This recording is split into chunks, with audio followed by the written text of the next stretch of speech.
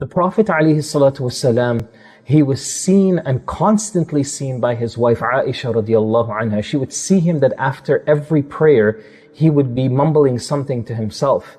So one day she decides to ask him, Ya Rasulullah, I see you reciting something, I see your lips moving. What is it that you say?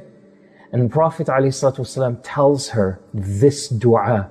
And the one who says this dua after every prayer, Allah subhanahu wa ta'ala will write down forgiveness and blessings and barakah on a tablet. And if that tablet were in this world, it would remain preserved and protected until the Day of Judgment.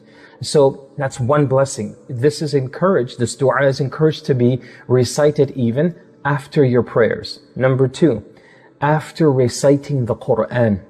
The Prophet ﷺ, exact same routine. When he would finish reading the Quran, he would recite the same dua. And it's a dua that we all know. This is the ultimate way of concluding anything and everything. The Prophet ﷺ, every time he concluded anything, he would say, Subhanaka Allahumma wa bihamdik, ash-hadu la ilaha illa ant, astaghfiruka wa atubu ilaika.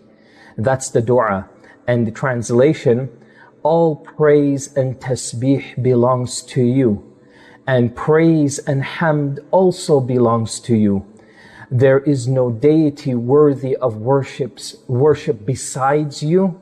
I seek forgiveness from you and I repent to you.